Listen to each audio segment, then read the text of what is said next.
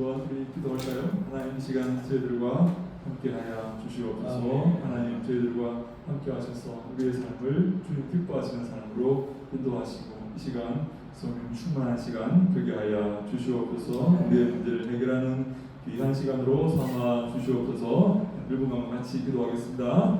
아버지 하나님 감사합니다. 저희들 사랑하셔서 이 무더위 위에 함께 모여서 주의 말씀 사모합니다. 하나님 함께 하시고 저희들 도와 주시옵소서. 은혜를 베풀어 주시옵소서.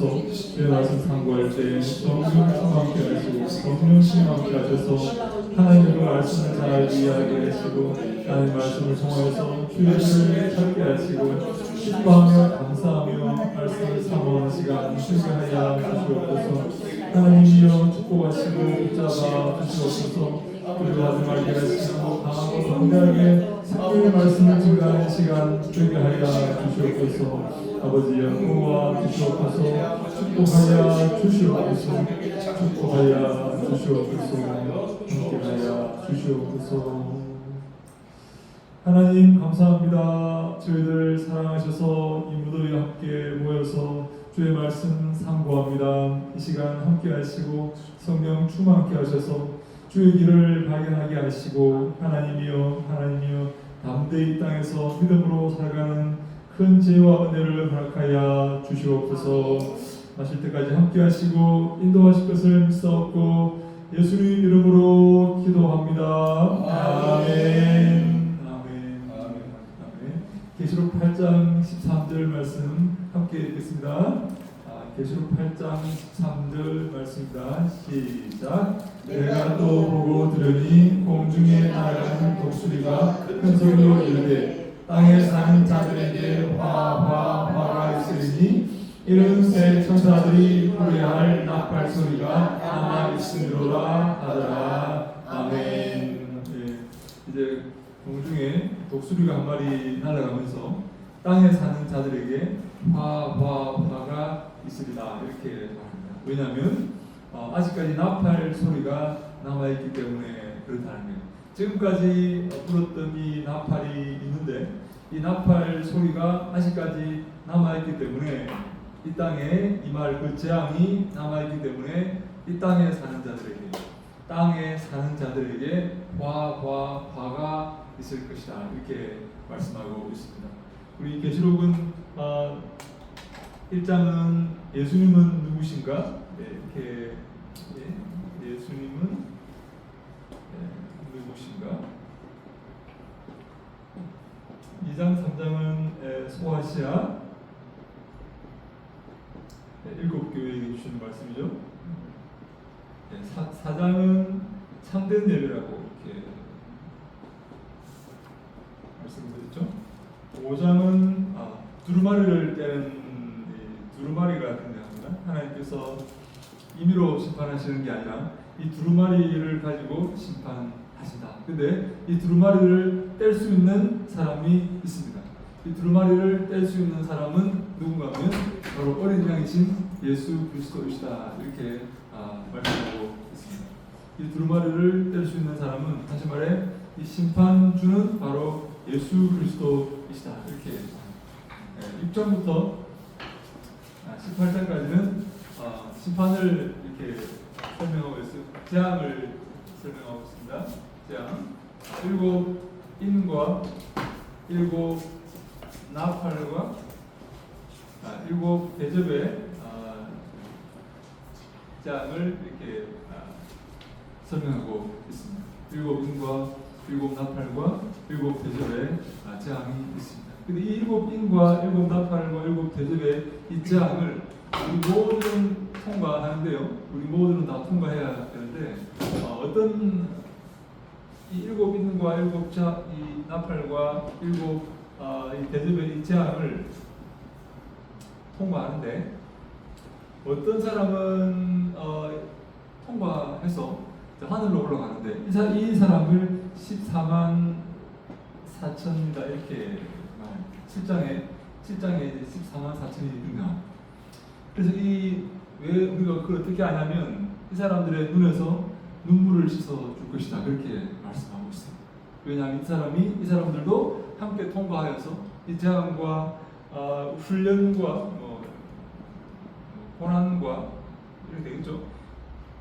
이 사람들의 눈에서 하나님께서 그 눈에서 눈물을 씻어줄 것이기 때문에 이 사람들은 이 재앙을 통해서 더 연단되고 훈련받아서 하나님 나라에 들어가는 거예요. 그죠? 근데 어떤 사람은 이 재앙에 통과하지 못합니다. 이 재앙을 통과하지 못합니다. 그래서 그 사람에게 8장부터 화가 있을 것이다 이렇게 화가 있을 것이다 이렇게 말하고 있습니다. 왜냐하면 이 재앙을 통과하지 못하기 때문에 그렇습니다. 이 재앙이 그들에게 화가 되기 때문에 그렇습니다. 이 재앙의 시간은 너무나 극심한 시간이죠. 어려운 시간이죠. 이 재앙이 그죠? 인이 깨어지고 나팔이 부러지고 대접이 부어질 때 엄청난 이 고난의 시간이 되겠지만 이 고난의 시간을 하나님과 함께하는 사람들은 통과하게 될 것이고 그래서 7장과 14장에는 14만 4천명의 모습이 등장합니다. 근데 눈에서 눈물을 씻어주는 그런 모습으로 등장하죠. 어떤 사람은 여기서 통과하지 못해서 화가 있을 것이다. 이렇게 화가 있을 것이다. 네, 화가 있을 것이다. 이렇게 말하고 있습니다. 자, 그러면 어떤 사람은 통과하고 어떤 사람은 통과하지 못해서 화를 당할 것인가 하는 것을 오늘 우리 본문에서 말하고 있습니다. 그래서 우리 계시록 8장 1절 2절에 보면 일곱째 인을 떼실 때 하늘이 반시간쯤 고요하더니 내가 보매 하나님 앞에 일곱 천사가 서 있어 일곱 나팔을 받았더라. 요 문제가 이제 요 일곱 재앙의 문제가 6장부터 18장까지 등장하는데 요 문제를 어떻게 해석하는가 하는 것이 조금 관건이 됩니다. 이 일곱 찐과 일곱 나팔과 일곱 대접이 과연 무엇인가 하는 것입니다. 여러분, 이것이 과연 무엇일까요? 일곱 인과 일곱 나팔과 일곱 대접이 과연 무엇일까요? 이거 어떻게 우리에게 임하는 것일까요? 하나의 제안이라면 일곱째 인이 떼질 때 첫 번째 나팔이 시작됩니다. 일곱째 나팔이 부러질 때 첫 번째 대접이 시작됩니다. 여러분 다시 한번 말씀합니다. 일곱째 인이 떼질 때 첫 번째 나팔이 시작되고 일곱째 나팔이 부러질 때 첫 번째 대접이 등장합니다. 그래서 이것을 일곱 인과 일곱 나팔과 일곱 대접이 서로 다른 제안이다, 다른 하나님의 심판이다라고 해석하는 사람이 있고 또 하나는 뭔가면 이것은 하나의 하나님의 재앙과 훈련과 고난의 완전함을 표시해주는 문학적인 기법이다 이렇게 설명하는 그런 사람이 있어요. 다시 말해 일곱 인과 일곱 나팔과 일곱 대접은 하나의 큰 재앙을 말하는데 이 재앙이 완벽하고 빈틈없고 공의로운 그런 하나님의 심판이다라고 설명하는 기법이다 그렇게 보는 겁니다. 그럼 제가 무슨 얘기하는지 이해하시겠습니까? 이런 것을 나선형 구조다 이렇게 해서 나선형이 오는데 여러분 나선이 이렇게 돌아가면서 하나로 이렇게 이제 집중하는 거죠. 처음에는 아주 이렇게 일반적인 이야기를 하다가 점점 근데 이게 반복이 됩니다. 그죠?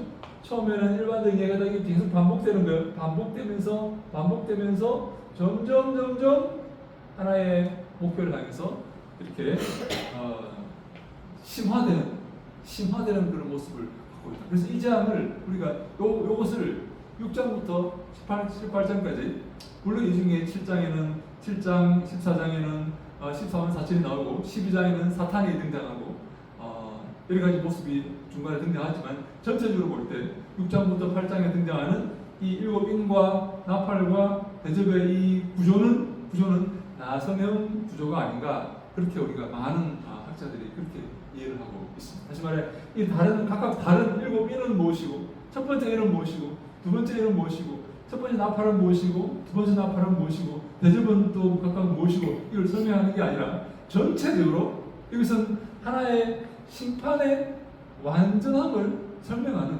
하나의 기법이다. 그래서 이런 나선형 구조로 일곱인과 첫 번째, 두 번째 나팔인, 세 번째 인, 네 번째 인, 다섯 번째, 일곱 번째 인, 첫 번째 나팔, 두 번째 나팔, 세 번째 나팔, 첫 번째 대접, 두 번째 대접, 세 번째 대접 이렇게 해서 결국 하나님의 그 심판으로 이렇게 심화되어가는 하나님의 심판이 심화되어가는 그런 모습을 설명하고 있는 것이다 라고 보는 것이 합당한 그런 해석이다 이렇게 봅니다. 그래서 우리 1장 우리 첫 번째 페이지 밑에 두 번째 보면 즉 동일한 사건이나 주제가 다른 관점에서 반복적으로 제시되면서 재앙의 강도가 점차 심화되는 방식으로 전개된다는 것이다. 이러한 나서면 구조는 계시록의 내용이 일반적인 역사적 사건을 나열하는 것이 아니라 일반적인 1차원적인 역사적 사건을 나열하는 것이 아니라 영적인 진리를 심층적으로 드러내는 방식으로 구성되어 있다는 것을 보여준다. 일반적인 시간적인 순서를 말하는 게 아니라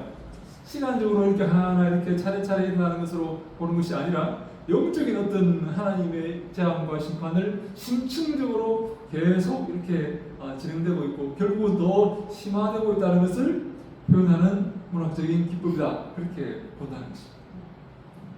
특별히 요한은 이 7이라는 숫자를 계속 나열하면서 이 재앙이 완벽한 재앙이다. 이 재앙에서 어느 누구도 도망갈 수 없고 벗어날 수가 없다. 그리고 이 재앙은 하나님으로부터 오는 재앙이라는 것을 이 777이라는 이 숫자를 나열하면서 요한은 지금 우리에게 이렇게 외치고 있다 이렇게 볼 수가 있는 것이. 여러분 제가 무슨 얘기하는지 이해하시겠죠? 네. 하나님의 재앙은 결론은 뭔가면 하나님의 재앙은 7장부터 6장부터 18장까지 등장하는 이 하나님의 재앙, 7인과 7나팔과 7대접을 필두로 등장하는 하나님의 재앙은 완벽한 재앙이고 이 점차 심화되고 있는 재앙이고 이 재앙에서 벗어날 수 있는 사람은 아무도 없고 이 재앙은 결정적인 우리의 운명을 좌우할 재앙인데 이 재앙을 통과하는 그래서 눈에서 눈물을 흘리는 14만 4천은 이 재앙을 통과해서 19장의 새하늘과 새 땅에 들어갈 것이고 천년 왕국에 들어갈 것이고 새 예루살렘에 들어갈 것이지만 이 재앙을 통과하지 못하는 자들 이 재앙 가운데 멸망하는 자들에게는 화가 있을 것이다 이렇게 성경이 말씀하고 있습니다. 그래서 이 페이지 보면 하나님의 재앙과 환난은 완전하고 정확하게 임하고 점차 심화된다. 결론은 하나님의 재앙은 완전하다. 그래서 어느 누구도 그 재앙에서 벗어날 수가 없다. 뿐만 아니라 하나님의 재앙은 공의롭다. 하나님의 재앙은 하나님의 기준 안에서 차별이 없다. 하나님과 바른 관계에 있는 자들은 14만 4천은 제가 14만 4천 말씀을 드렸죠. 그 13만 4천은 이스라엘 12지파와 신약의 12사도와 그리고 완전을 의미하는 숫자 1000을 곱하는 것입니다. 이스라엘 12지파와 신약의 12사도와 완전을 의미하는 1000을 곱한 것입니다. 이단들은 14만 4천 명이 채워주면 천국 문이 닫힌다 뭐 이런 식으로 이렇게 하는데 이스라엘 12지파 다시 말해 이 14만 이게 사실은 구약 성경과 신약 성경을 믿는 하나님의 백성들의 총수이다 그렇게 볼 수 있습니다.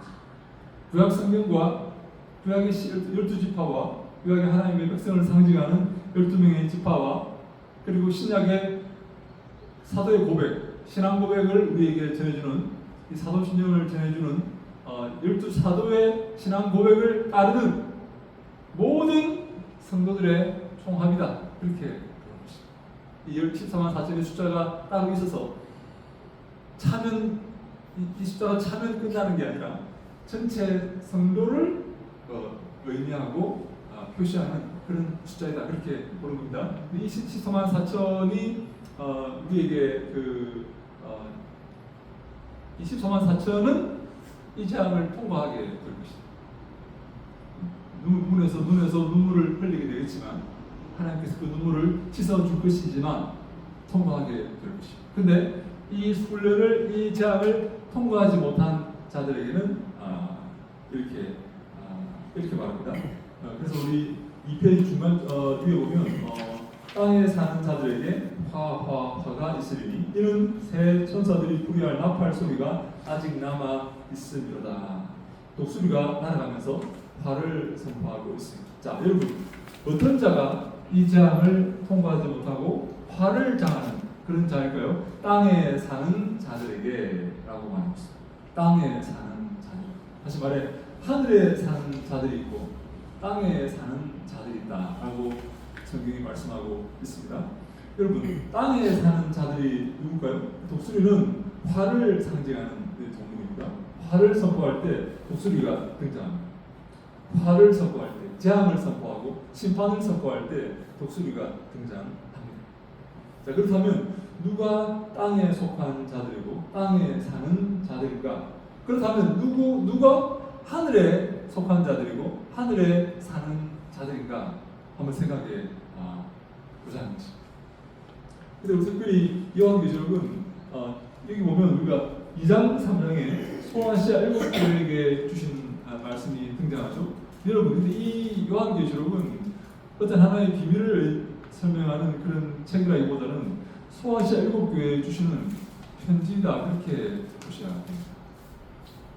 소아시아 7교회에 주는 편지고 이들에게 주시는 경고의 말씀이다, 그렇게 보셔야 됩니다. 물론 이것은 영적으로 지구상의 모든 이 소아시아 7교회는 지구상의 모든 교회를 설명하고 있습니다. 이전에 있었던 교회 그리고 앞으로 있을 교회까지. 그래서 요한이 소아시아에 7교회 이상 많은 교회가 있었지만, 골로새 교회 많은 교회가 있었지만 요한이 7교회만 특별히 뽑아서 우리에게 설명하고 있습니다. 이건 뭘 상징하냐면 이 7이라는 숫자는 완전수이기 때문에 지구상에 존재하는 모든 교회가 다 들어야 할 말씀입니다. 다시 말해 당장 표면적으로는 이 7교회에게만 주시는 말씀처럼 보이지만 요한이 특별히 이 7이라는 숫자를 통해서 우리에게 말하고 싶은 것은 지구상의 모든 이 교회가 해당하는 그런 말씀이다, 그렇게 보아야 합니다. 예수 안성 교회도 해당합니다. 우리 교회도 해당합니다. 모든 교회가 다 해당이 됩니다. 근데 이 7교회에게 주시는, 그래서 요한계시록은 7교회에게 주시는 편지다, 그렇게 봐요. 그래서 7교회에게 편지를 하시면서 심판주이신 예수님과 참된 예배는 그럼 어떻게 드리는 것인가?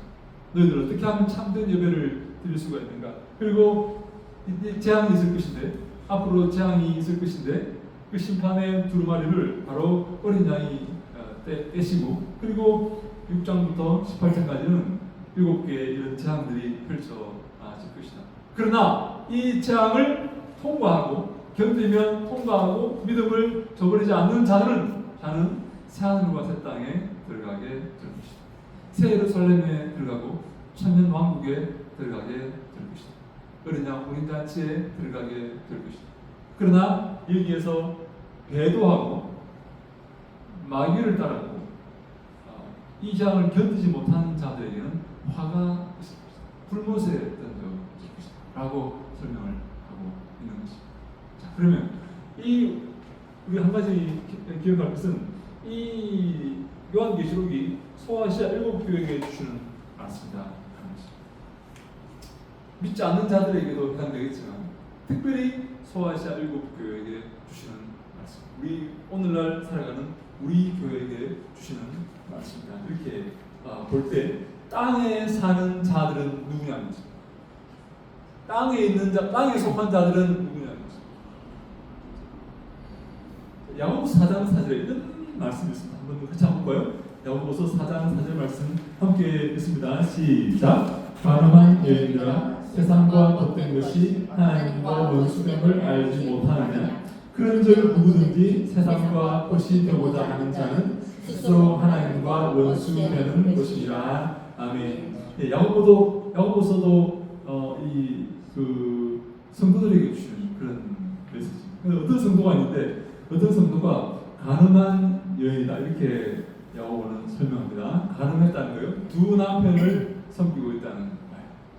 무엇입니까? 하나님도 섬기고 세상도 섬기는 그런 사람을 두고 영적으로 가늠했다는 거죠. 하나님도 섬기고 세상도 섬기는 거죠. 근데 이 야고보가 뭐라고 말하는가 하면 세상과 벗된 것이 하나님과 원수됨을 알지 못하느냐. 다시 말해 세상과 벗이 되면 하나님과 원수되고 세상과 원수가 되면 반대로 하나님과 벗이 된다는 그런 말씀이 되는 것입니다. 여러분 이해가 되십니까?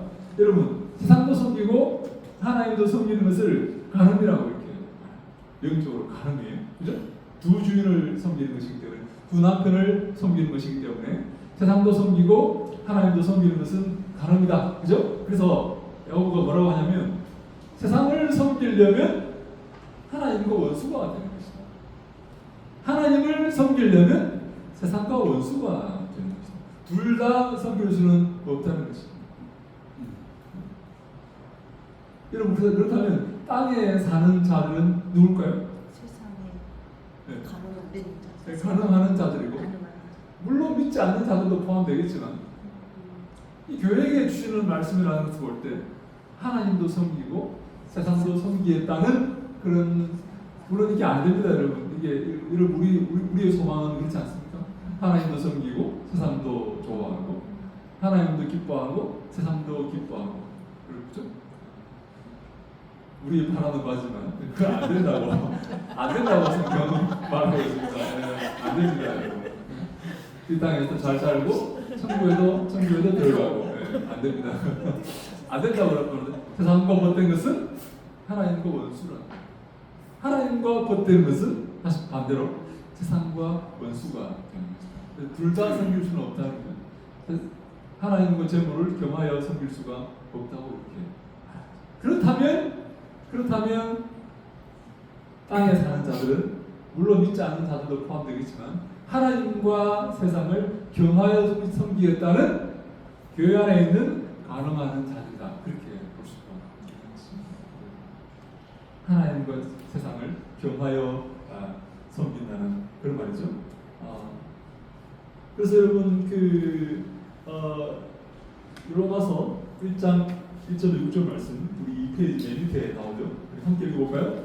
자, 시작. 예수 그리스도의 종 바울은 사도로 부르심을 받아 하나님의 복음을 위하여 택정함을 이루었으니 이 복음은 하나님이 선지자들을 통하여 그의 아들에 관하여 성경에 미리 약속하신 것이라. 그의 아들에 관하여 말하면 육신으로는 다윗의 혈통에서 나셨고 성결의 영으로는 죽은 자들 가운데서 부활하사 은혜로 하나님의 아들로 선포되셨으니 곧 우리 주 예수 그리스도시니라. 그로 말미암아 우리가 은혜의 사도의 직분을 받아 그의 이름을 위하여 모든 이방인 중에서 믿어 순종하게 하나니 너희도 그들 중에서 예수의 것으로 부르심을 받은 자니라. 아멘.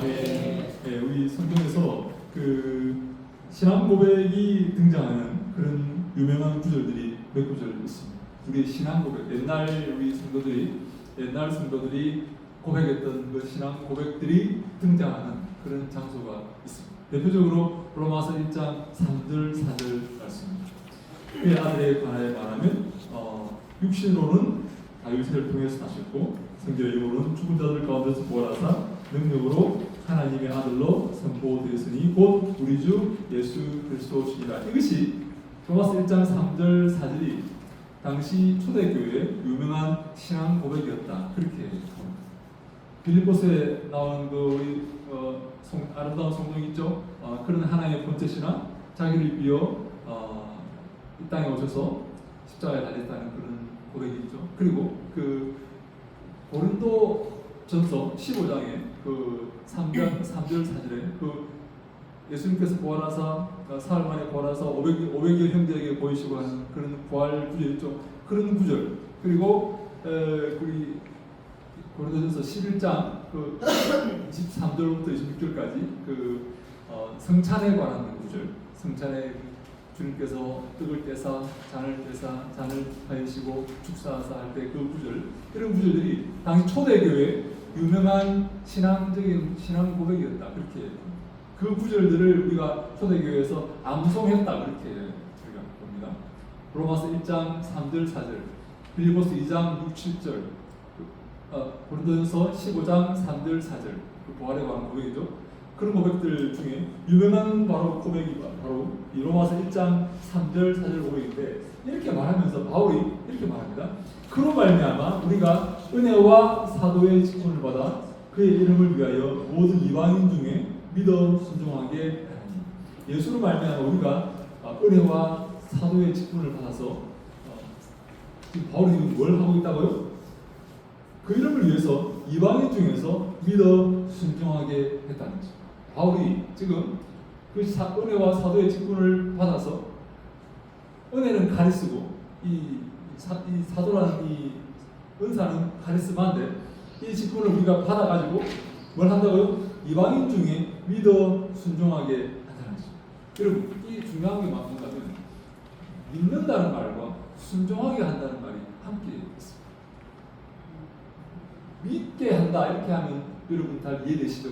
우리가 이방인들을 믿게 만들죠. 복음을 전해서 믿게 만들죠. 근데 여러분 믿어서 순종하게끔까지 해야 된다는 거죠. 믿는 것에서 그치는 게 아니라 네 믿었어요 아니라 그 말씀을 순종하는 자리까지 나아가야 된다는 거죠. 우리가 이 가늠한다는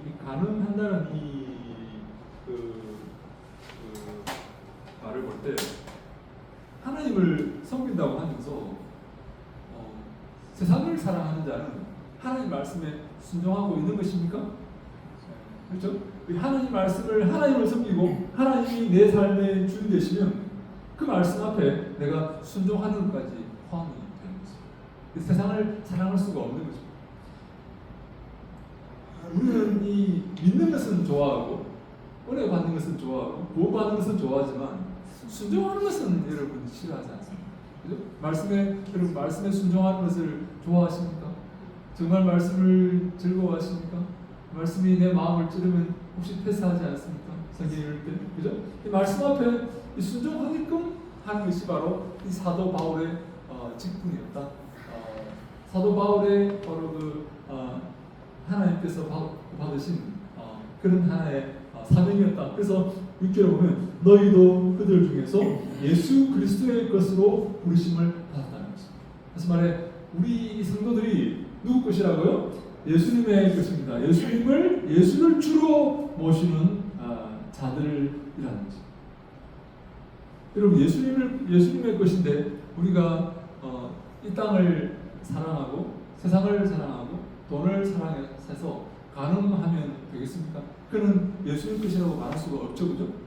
네. 예수의 것이라 우리가 예수의 것이 되어서 예수를 남편으로 이렇게 영적으로 남편으로 모시고 하나님의 자녀가 되었어요. 하나님의 종이 되었어요, 그죠? 하나님의 양이 되었어요, 그죠? 그래서 예수의 것이 된 거예요. 나는 누구의 것입니까? 예수의 것이 되었어요. 예수님이 내 삶의 주권을 행사하시고 내 삶의 주인 되시고 인도하시는 거죠. 그렇다면 내가 이 땅에 살 수가 없는 거죠. 내가 가늠할 수 없고 내가 하늘에 살게 되는 그런 존재인데 이 땅에 살아가는 그런 자에게 바로 화가 있다고 이렇게 성경이 말씀하고 있어요. 여러분 이 믿는 것과 순종하는 것은 바울이 하면 같은 것이에요. 여러분 믿습니까? 예수를 구주로 믿으십니까? 아멘. 예수가 나의 주인이시고 우리가 예수의 것이 맞습니까? 아멘. 그러면 우리가 예수님 말씀에 순종하셔야 합니다. 예수님 말씀에 순종하지 않으면서 예수님 뭐라 그러면 에이 그렇게 순종하지 않으면서 내가 예수의 것이라고 말하면 안 되는 거죠. 내가 예수의 것이라면 예수를 주로 모신다면 내가 예수의 종이라면 예수님 말씀에 주님 말씀에 순종해야 되는 거죠. 그래서 이 순종이라는 것이 이 심판의 이 재앙을 통해서 이 운명이 갈라지는 이 14만 4천과 이 땅에 속해서 화를 당하는 이 자들 사이에 이 순종이라는 개념이 아주 중요한 개념으로 등장합니다. 순종.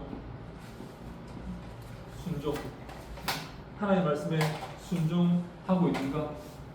아니면 양다리 걸치고 가늠하고 있는가? 하나님도 사랑하고 세상도 사랑하고 있는가? 아니면 하나님 말씀에 전적으로 순종하고 있는가 하는 것이 바로 여기서 관건입니다. 마태복음 4장 4절 말씀 하실까요? 마태복음 4장 4절 말씀 시작. 예수께서 대답하여 이르시되 기록 되었을 때 사람이 뜻으로만 살 것이 아니요 하나님의 입으로부터 나오는 모든 말씀으로 살 것이라 하였느니라 하시니 아멘. 예, 마귀가 우리에게 찾아와서 시험을 합니다. 떡을 만들어 먹어라. 여러분 팔레스타인 가면 꼭 이렇게 돌멩이가 보리떡처럼 이렇게 시커멓게 이렇게 생겼습니다. 돌멩이가. 그래서 배를 이렇게 굶으면 되게 떡처럼 이렇게 보이는 거죠. 여러분 그 뭡니까? 흑임자 묻혀놓은 떡 아시죠? 여러분 벌써 무침이 도십니까? 흑임자 묻혀놓은 떡처럼 보이는 거예요. 그래서 마귀가 41금시간 예수님에게 와서 이거를 떡으로 만들어서 먹어라. 이렇게 예수님께서 얼마나 이 마귀가 예수님의 그 약한 부분을 이렇게 치고 들어오는지 내 약한 부분이 있죠. 근데 예수님께서 뭐라고 말씀하십니까? 사람이 떡으로 사는 게 아니에요. 사람이 떡으로, 물론 떡도 필요하지만 떡으로만 사는 게 아니야. 더 중요한 게 있어요. 하나님의 입에서 나오는 모든 말씀으로 사는 거야. 왜? 사람은 영적인 존재이기 때문에 그렇다는 거죠. 영적인 존재이기 때문에 그 말씀을 먹어야만 영혼이 살아난다는 그런 말씀입니다. 그래서 여러분 여기서 중요한 말이 한 가지 있습니다. 하나님의 입에서 나오는 모든 말씀으로 살아요. 모든 말씀. 여러분 그 말씀이 내 마음을 아프게 하고 이해가 안 되고 기분 나쁘면 여러분 그 말씀을 혹시 패스하지 않습니까? 덮어놓고 이거는 김집사가 들어야 돼. 내가 나한테 해당되는 게 아니야. 이거는 누가 사람이 들어야지. 네? 잘 듣고 있어 김집사? 이렇게 막 보면 안 되지 않습니까? 그래서 모든 말씀은 바로 내 마음을 아프게 하든 내가 기분 좋든 모든 창세기부터 계시록 22장까지 모든 말씀이 바로 나의 양식이 되고 내 힘이 된다는 거죠. 여러분 사실을 믿으시기 바랍니다. 그래서 여러분 내 마음을 아프게 하는 말씀은 여러분 양약이 입에 쓰다는 말이지 않습니까? 좋은 약은 입에 쓴 부분입니다. 여러분 입에 단 것은 몸에 안 좋습니다. 입에 단 것은 원래 몸에 안 좋아. 하나님 그렇게 만들어 놓으신 것 같아요. 그래서 좋은 약은 입에 쓰다. 옛날부터 그렇게 말했죠. 그래서 여러분 나이가 들면 단 것이 땡깁니까? 약간 쓴 것이 땡깁니까? 쓴 것을 먹어야지 입맛이 돕니다. 여러분 그거 아세요? 네. 머위 같은 거 이런 거 좋아하세요? 네. 씁니다 여러분. 뭐 그죠? 왜 사람들이 이렇게 쓴 것을 이렇게 좋아하죠? 사람들이 그 말씀이 내 마음을 아프게 한다 할지라도 그게 양약이 된다. 내게 도움된다. 나를 달콤하게 하고 위로하고 물론 그런 말씀도 우리에게 필요하죠. 그러나 우리가 이제 나이가 들면 압니다. 나를 불행시키고 나를 채찍질하고 나를 강하게 하고 하는 그런 말씀들이 좋은 거지. 나를 위로하고 물론 그것도 필요하죠. 하나님의 입으로부터 나오는 모든 말씀으로 살 것이다. 이렇게 말하면서 이 말씀에 대한 순종을 강조하고 있어요. 마태복음 24장 3절 4절 말씀 함께 읽습니다. 시작. 예수께서 감람산 위에 앉으실 때 제자들이 조용히 와서 이르되 우리에게 이르소서 어느 때 이런 일이 있겠사오며 또 주의 임하심과 시상 끝에는 무슨 징조가 있사오리까? 예수께서 대답하여 이르시되 너희가 사람의 유혹을 받지 않도록 주의하라. 아멘. 마지막 때 사람의 유혹을 받지 않도록 주의하라. 이렇게 사람의 미혹 이것을 받지 않도록 주의하라. 여러분 사람의 미혹은 무엇입니까? 오늘날 수많은 교회를 휩쓸고 있는 미혹이 무엇입니까? 하나님도 사랑하고 세상도 사랑하는 라오디게아식의 교회식의 신앙이다. 하나님을 믿는다 하면서도 자기가 주인되어 살아가는 신앙이다. 겉으로는 종교적인 형식을 갖추고 있지만 진정으로 하나님을 믿고 따르지 않는 그런 신앙이다. 하나님의 말씀에 순종하지 않는 신앙이 이들이 땅에 사는 자들이고 땅에 속한 자들이며 미혹되어서 말씀에 순종하지 않는 자들이다. 하나님은 이들을 토해낼 것이라고 하신다. 네. 양다리 걸치고 있는 자들이죠. 계시록 15장 16절 시작. 내가 내 행위를 아노니 네가 차지도 아니하고 뜨겁지도 아니하도다. 내가 차든지 뜨겁든지 하기를 원하노라. 네가 이같이 미지근하여 뜨겁지도 아니하고 차지도 아니하니 내 입에서 너를 토하여 버리리라. 아멘. 차지도 아니하고 뜨겁지도 아니하는 미지근한 양다리를 치고 있는 그런 신앙에 대한 경고의 말씀이죠. 이 시대 마지막에 가장 큰 위협은 사람들의 영혼을 무디게 하는 부드러운 복음이 아닐까. 사람들은 진리를 온전히 전하지 않고 우리 한 달러씩 한번 읽어볼까요? 마지막 시대의 가장 큰 위협은 사람들의 영혼을 무디게 하는 부드러운 복음이 아닐까. 사람들은 진리를 온전히 전하지 않고 부담 없이 받아들이기 좋도록 희석된 회색의 메시지를 전한다. 양날의 예리한 진리의 검은 무뎌지고 회개와 거룩함의 요구는 사라졌으며 사람들은 점점 더 자기 중심적인 복음, 즉 인본주의와 편한 복음에 만족하게 되었다. 네, 그다음이요.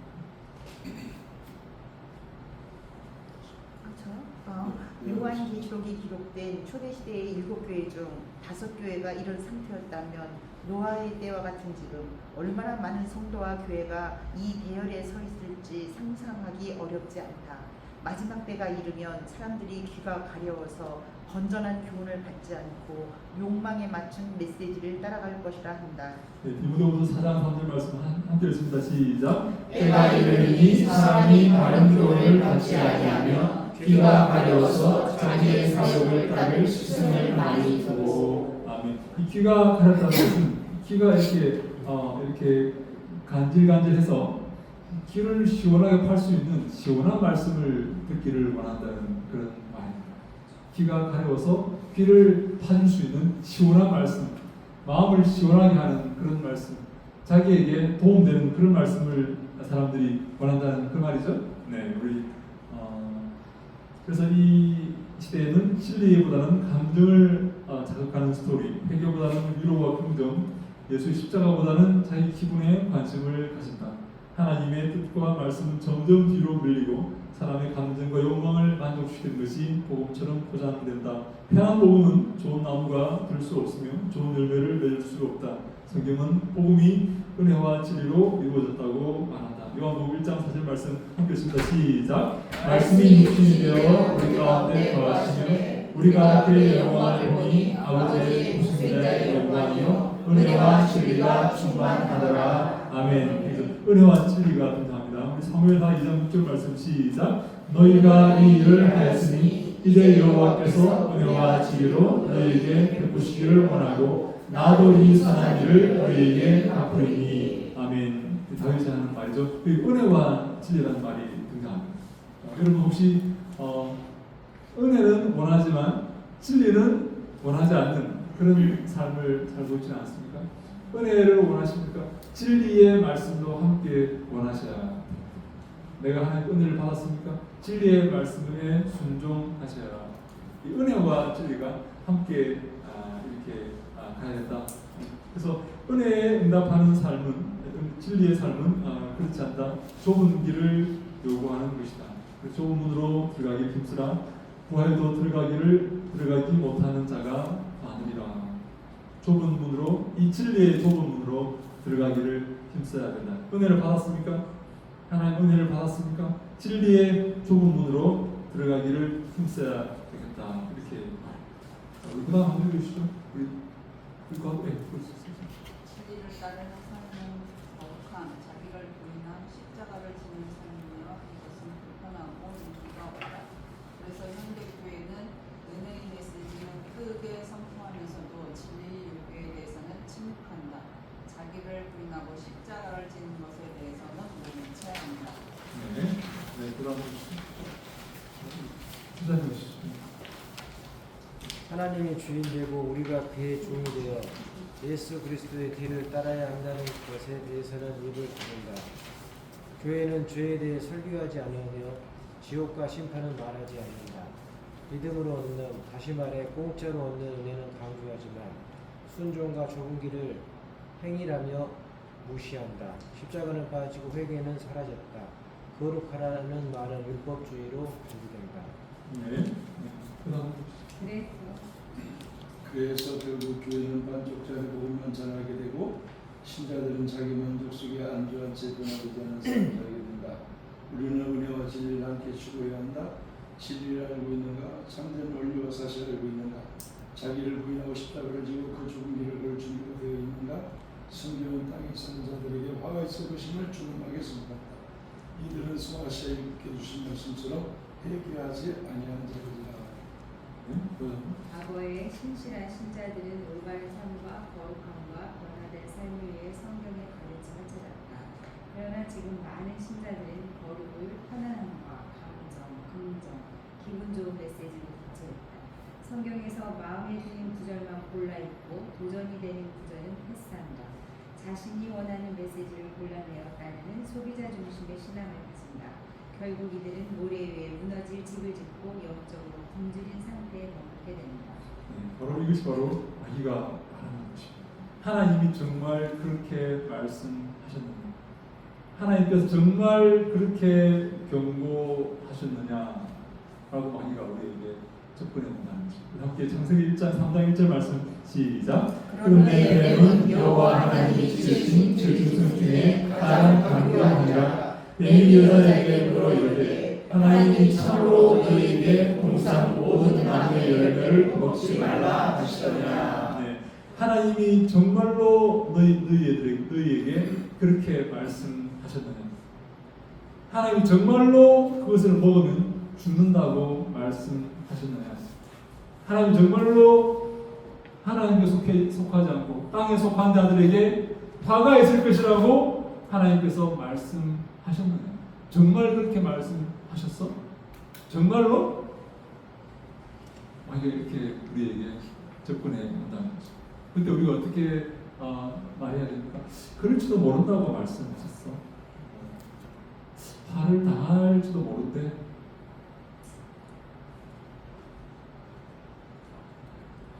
에이, 화를 당할 수 있지 뭐.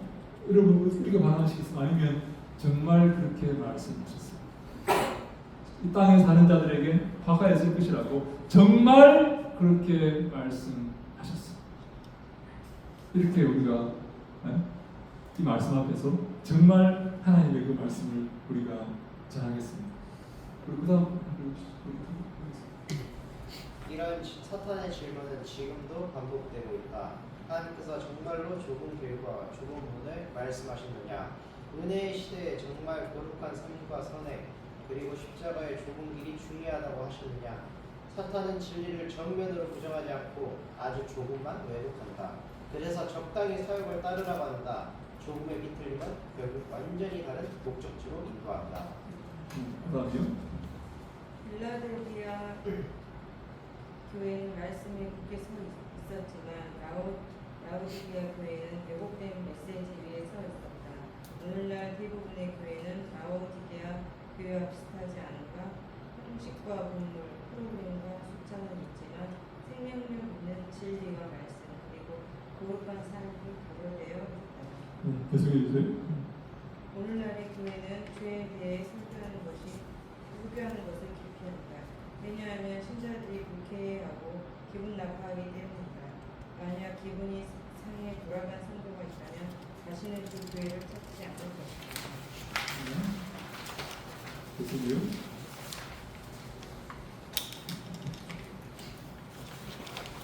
또한 심판이나 지옥에 대한 메시지도 말하지 않는데 그것이 너무 가혹하다고 느껴지기 때문이다. 그래서 교회는 사람들이 듣고 싶어하는 말을 해준다. 이렇게 왜곡되고 변질된 메시지를 인본주의 복음이라고 한다. 진리가 구원이 아니라 종교 활동이 구원인 것처럼 믿는 편한 믿음을 심어준다. 사랑에 대해서는 말하지만 의로운 삶에 대해서는 말하지 않는다. 복은 강조하지만 순종은 강조하지 않는다. 은혜는 강조하지만 회개와 열매에 대해서는 침묵한다. 십자가와 순결도 없고 회개와 지옥도 없으며 부담감도 없고 거룩함에 대한 요구도 없다. 진리를 지키기 위해 기꺼이 인기를 포기할 수 있는가? 방주를 준비하는 자들에게는 필연적으로 비웃음과 조롱이 뒤따른다. 주님의 말씀에 순종하는 사람, 거룩함과 의로움으로 변화된 사람, 하나님을 진심으로 사랑하는 사람, 의로움에 줄이고 목마른 사람이 노아의 때의 방주를 준비하는 사람들이었다. 세상이 어떻게 흐르든 하나님의 뜻을 따라 사랑하며 거룩함을 추구하는 남은 자가 되어야 한다. 그런 자들이 있을 것이다. 그런 자들과 성령은 함께 하셔서 인도하시고 또 말씀을 준비해 주신다. 흔들리지 말고 진리 위에 굳게 서 있어야 한다. 은혜와 진리가 함께하는 복음을 붙잡아야 할 때이다. 주님의 말씀을 소망으로 삼고 묵상하며 순종함으로 살아가는 자들이 결국 마지막 때에 순결한 신부로 주님을 맞이하게 될 것이다. 왜냐하면 그날의 사람들은 거룩함으로 측정될 것이기 때문이다. 네, 감사합니다. 네, 곧 이 재앙을 통과하는 이 19장에 어린 양의 혼인잔치가 등장합니다. 네, 계시록 19장에 이 재앙을 통과하는 이 순결한 신부들이, 거룩한 신부들이 어린 양 혼인잔치에 참여하게 될 것입니다. 그리고 신랑은 예수님이죠. 우리가 바로 신부가 되는 것이죠. 영적으로 신부가 되는 것이죠. 이 재앙을 통과하는, 그래서 이 재앙을 이 어린 신부의 가장 큰 그 조건은 무엇인가 하면, 여러분 요즘 신부의 가장 좋은 조건이 무엇입니까? 순결입니까? 맞습니까? 네. 요즘도 그렇습니까? 요즘은 네. 아니죠. 요즘은 다르죠. 요즘은 뭐 이렇게 뭐 스펙도 있고 네. 여러 가지. 내가 결혼정보회사 보니까 점수를 다 이렇게 매기더라고요. 네. 몇 점, 뭐 네. 외모 몇 점, 재산 몇 점, 직업, 뭐 학벌 네. 다 점수를 매겨서 몇 등급 이렇게 들고 해가지고 이렇게 매칭을 이렇게 하더라고요. 네. 근데 당시에는 가장 중요한 이그 스펙이라고 그러지만 요건이 순결이었어요. 거룩이었어요. 신부의 가장 중요한 것은 거룩이었다. 그래서 이 신부가 이 어린 양 혼인잔치에 들어가기 위해서는 순결을 지켜요. 간음하는 게 아니라, 양다리 걸치는 게 아니라 순결을 지켜야만 어린 양 혼인잔치의 19장에 들어가게 된다는 거죠. 그래서 우리는 이 마지막 때에 속지 않아야, 미혹되지 않아야. 정말 하나님 그렇게 말씀하셨냐? 정말 거룩이 중요하다고 말씀하셨어? 정말 좁은 길을 가라고 하나님께서 말씀하셨어? 정말 자기를 부인하고 십자가를 지라고 말씀하셨어? 그런 비슷한 말씀 하신 것 같은데 이렇게 하면 안 되는 거예요. 인기가 없더라도 하나님의 복음인 진리의 말씀의 생명을 걸어야 한다. 그렇지 않은 자들, 이 땅에 사는 자들에게 화가 있을 것이기 때문이다. 근데 화가 있을 것이라고 여러분 잘 보였습니까? 화라. 여러분 이 화라는 말이 참고로 이 헬라어로 우아이라는 말이에요. 우아이. 여러분 이게 그 제가 볼 때는 의성어입니다. 우아이. 우아이. 한번 따라해볼까요? 우아이. 아까 이 느낌 어떤 느낌인가면 와 큰일 났다 그런 와 큰일 났구나 하는 그런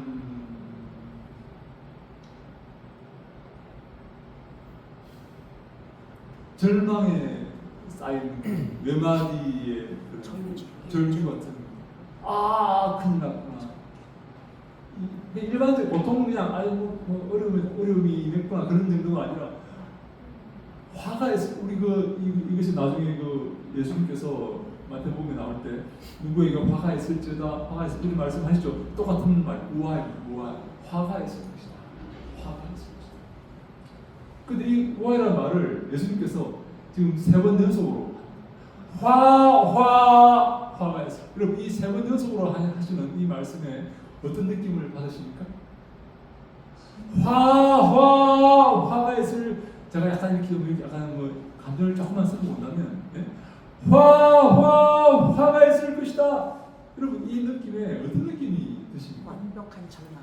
완벽한 절망. 그리고 또 어떤 느낌이 듭니까? 여러분 이 심판주에 내가 다시는 가만두지 않겠다는 그런, 다시 말해 자기 아들을 십자가에 자기 아들을 가장 사랑하는 아들을 십자가에 달아서 모든 백성을 용서해 주기를 원했던 그 슬픔과 고통의 아버지가 그 아들을 모욕하는 자들에게 가만히 있겠냐? 자기 아들을 십자가에 달아서 모든 인류를 구원하기를 원했던 그 아버지가 자기 아들을 모욕하고 조롱하는 그 사람들을 가만 두시겠냐? 이 하나님 아버지의 마음을 조금 느끼시겠습니까? 화가 있을 것이다. 하나님이 정말 화가 있을 것이라고 말씀하셨냐? 참으로 하나님이 그렇게 말씀하셨나? 그렇게 얘기한 것 같은데 느낌에 그렇게 하면 안 돼요. 마귀가 바로 그렇게 우리에게 다가옵니다. 참으로 그렇게 말씀하셨어? 참으로 좁은 길을 가라고 말씀하셨어? 참으로 말씀을 순종하고 말씀을 즐거워하는 자들이 복 있는 자들이라고 말씀하셨어? 에이, 너무 순진하긴. 네? 그렇지 않아. 마귀는 그렇게 우리에게 접근한다. 여러분, 땅에 사는 자들에게 완벽한 화가 있을 것이다. 하나님의 이 절규의 화가 있을 것이다. 자기 아들을 십자가에 단 그 아버지가, 그 곧 슬픔의 아버지가 그들을 용서하시지 않을 것이다. 누구예요? 바로 이 예수 그리스도를 주인으로 섬기지 않고 이 땅을 사모하고 자기가 주인 되는 요한계시록 3장 20절 말씀 같은 그런 라오디게아 교인들 같은 그런 말씀이죠. 함께 읽습니다. 시작. 볼지어다 내가 문 밖에 서서 두드리노니 누구든지 내 음성을 듣고 문을 열면 내가 그에게로 들어가 그와 더불어 먹고 그는 나와 더불어 먹으리라. 아멘. 라오디게아 교회 교인들은 예수 그리스도를 문 밖에 세워두었습니다. 교회 안에 더 이상 주인이 되지 못합니다. 라오디게아 교회는 예수가 주인인 교회가 아니에요. 그들이 주인인 교회가 예수님께서 문 밖에서 문을 두드리고 계십니다. 문을 열라. 이 교회는 내 교회다. 내가 주인 되어야 한다. 문을 열어다오 했는데 라오디게아 교회 교인들이 문을 닫아 걸고 열어주지 않고 있습니다.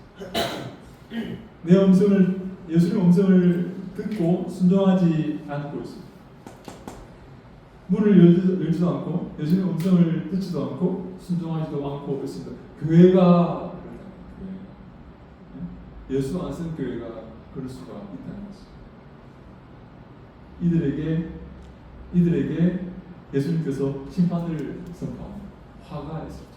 화가 있었죠. 땅에 사는 자들에게 화가 있을 것이다. 이렇게 말합니다. 반대 사람들은 어떤 사람들입니까? 하늘에 사는 자들이죠. 하늘에 사는 자들은 누굽니까? 예수를 주인으로 모시고 하나님을 주인 삼고 하나님 말씀에 순종하는 그런 사람이 바로 하늘에 사는 사람입니다. 네, 그 다음 방금 주시죠. 직장이 중요한가? 직장이 중요한가? 예수님이 중요한가? 여러 가지 중요한 일이 있을 것이다. 그러나 예수 그리스도께서 가장 중요한 분이신가? 우리에게 밥 먹는 일도 중요하고 자녀를 교육하는 일도 중요하다. 사업을 하는 것도 중요하다. 그러나 정말 중요한 것은 무엇인가? 하나님은 여러분의 삶에서 얼마나 중요한가? 예수님은 여러분의 삶에서 어느 정도의 순위에 있으신가? 정말 예수님이 여러분의 삶에서 우선순위에 있으신가? 그래서 하나님의 생각이 나의 생각인가? 하나님의 말씀에 순종하고 나와 똑같이 그것을 말하고 있는가? 아니면 여러분의 문제가 더 중요한가? 그래서 여러분의 문제를 해결하는데 하나님을 이용하고 있지는 않는가? 네, 예수를 내 주인으로 모시고 있는가? 그래서 모든 것보다 예수가 더 중요한가? 예수의 말씀이 모든 것보다 우선순위에 있는가? 아니면 내 문제를 해결하고 내 삶을 편케하기 위해서 예수를 이용하고 있는가? 내가 주인 되어서 내 이익을 위해서 예수를 이용하고 있지는 않은가? 예수가 주인인가 아니면 예수가 종인가? 내가 주인인가 아니면 내가 종인가? 하는 문제를 우리가 한번 살펴보셔야 됩니다. 그 다음 보시죠. 우리는 하나님을 믿는다면서도 교회에 나오면서도 하나님을 최우선순위에 두지 않는다. 그는 하나님을 믿지 않는 자이고 참된 성도가 아니다. 우리는 주여주하면서도 주님의 말씀에 순종하지 않고 있는 많은 사람을 알고 있다. 우리는 교회 나오면서도 하나님을 주로 섬기고 하나님을 따르는 게 아니라 하나님은 나를 도와주시는 보조자로 생각하는 경향이 있다. 하나님이 나의 종이 되었지 않은가. 내 삶의 주인은 나이고 하나님은 나를 도와주시고 내 문제를 해결해 주시고 내게 풀을 주시는 분이라고 생각하고 있지 않은가. 그래서 병을 고쳐주시고 내게 직업을 주시고 나의 어려움을 해결해 주시는 분만 생각하고 있지 않은가. 우리가 하나님을 주로 생각할 때 나의 모든 문제가 해결된다. 하나님께서 이 모든 것을 이루어주신다. 우리는 무엇을 먼저 해야 하는지 성경은 우리에게 말하고 있다. 네, 우리 마태복음 6장 3절 말씀 읽습니다. 시작. 그런즉 너희는 먼저 그의 나라와 그의 의를 구하라. 그리하면 이 모든 것을 너희에게 더하시리라. 아멘. 먼저 at first 그의 나라와 하나님의 나라와 하나님이 주인 되시는 나라와 하나님과의 바른 관계, 내가 종이 되고 하나님이 주인 되는 이 바른 관계를 구하라. 그렇게 하면 이 모든 것이 다 이루어진다는 거죠. 아멘. 우리 자녀의 문제도 해결되고 내 가정의 문제도 해결되고 내 건강의 문제도 해결되고 내가 해야 될 모든 문제들이 주님의 뜻 가운데서 다 해결되어서 주님께서 이루어 주시고 우리에게 더해 주시겠다라고 말씀합니다. 저는요 학원에 있으면서 아이들에게 영어를 이렇게 가르치면서 너희들 영혼이 더 중요하다. 영혼이 바로 되어야지 영어가 되는 것이다 하는 것을 제가 이렇게 이야기합니다. 이 영혼이 잘못 바로 되지 않은 이 정신적인 바로 되어 있지 않은 그런 상태에서 영어를 아무리 공부해도 되지 않아요. 안 됩니다. 그래서 네 영혼이 잘 되는 것 같이 네가 검사에 잘 되고 강건하기를 원하노라 그렇게 말씀을 하는 거죠. 육신의 문제도 마찬가지입니다. 여러분 영혼이 바로 되어야만 내 정신이 바로 되고 바로 잡히고 영혼의 육신의 문제가 해결되는 거죠. 그래서 먼저 그의 나라와 그의 의를 구하면 먼저 내 삶에 예수께서 주인 되시면 하나님이 내 삶의 주인 되시면 내가 하나님을 주인으로 모시고 섬기고 살아가면 하나님께서 이 모든 것을 해결하시고 더해 주신다고 말씀합니다. 아멘. 그리고 우리가 우선순위가 있습니다. 그죠? 우선순위가 먼저 하나님의 나라와 하나님의 의를 구하면 먼저 하나님을 내 주인으로 모시고 살면 섬기며 살아가면 하나님께서 내 삶에 개입하시지만 내가 문을 닫아 걸고 내가 주인 되어 살면 하나님께서 내 삶에 개입하시지 않습니다. 내가 하나님을 내 삶 우선순위로 두고 내 삶의 주인으로 모시면 하나님께서 내 삶에 개입하셔서 여러분 하나님께서 개입하시면요 모든 것이 보시기에 좋았더라 그렇게 될 줄로 믿습니다. 예, 창세기 1장에 보면 천지를 창조하실 때 하나님께서 말씀하시면 보시기에 더 좋아지는 모든 게 다 바르게 이렇게 흘려지는 것입니다. 누가 어떻게 할 때요? 하나님께서 개입하실 때 내가 하려면 안 돼. 모든 게 꼬입니다. 왜? 우리는 어리석기 때문에. 저는 어리석기 때문에 내가 하면 다 꼬입니다. 다 문제가 생깁니다. 근데 하나님께서 내 삶에 개입하시면 들어오시면 모든 게 적당하게 지혜롭게 잘 순리대로 잘 풀리게 될 줄로 믿습니다. 아멘. 이런 은혜를 받으셔야 아멘. 내가 머리 싸매고 안 되는 거 억지로 해보려고 풀어보려고 하면요 더 꼬입니다. 더 꼬여 문제가. 그래서 하나님께 주인 되는 그 자리를 내어드려야 하나님 제 마음에 들어오셔서 내 삶에 들어오셔서 주인 되어 주십시오. 그래서 내 삶을 주님께서 인도해 주십시오. 그렇게 기도하시면 하나님께서 기뻐하실까요? 싫어하실까요? 에이 싫어 안 갈래 그렇게 하실까요? 기뻐하셔서 내 마음에 들어오실까요? 기뻐하시겠죠. 내 삶에 들어오셔서 그래서 간섭하시고 신념과 골수를 찔러 쪼개시고 내 문제를 해결하시고 내가 할 수 없죠. 내가 무엇을 할 수 있습니까? 아무것도 할 수 없습니다. 내가 할 수 있는 게 무엇입니까? 여러분 할 수 있는 게 무엇입니까? 솔직히 고백해 보십시오. 내가 할 수 있는 것이 무엇입니까? 아무것도 없어요. 여러분. 인생을 살아본 사람은 진실하게 고백할 수 있는 것입니다. 내가 할 수 있는 게 내 자식도 마음대로 안 되는 거예요. 내 마음도 내 마음대로 못해요. 여러분. 내 마음도. 내가 무엇을 한다는 말입니까?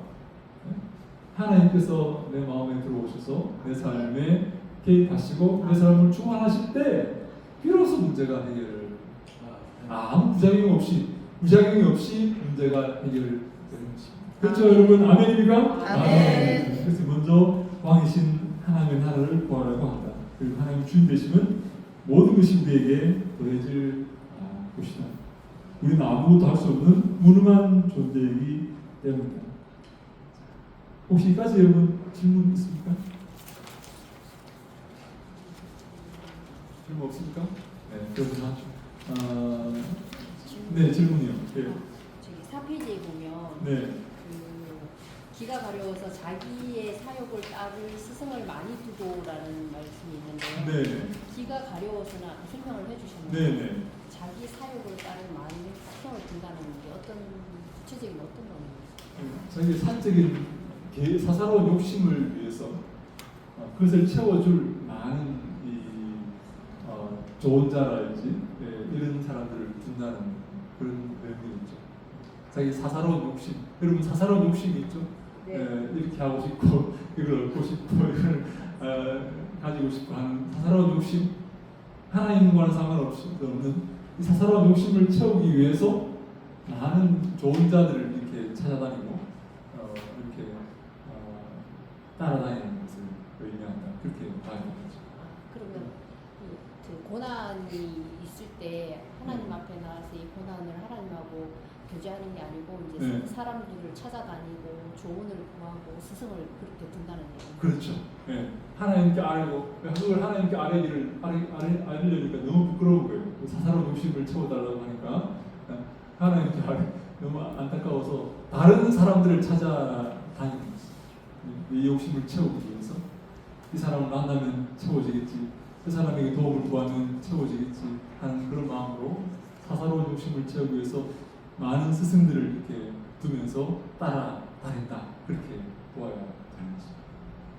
하나님께 아뢰지 않고 하나님께서 허락하시는 그 선물을 기대하지 않고 사역을 채울 다른 사람들을 찾아다니는 거죠.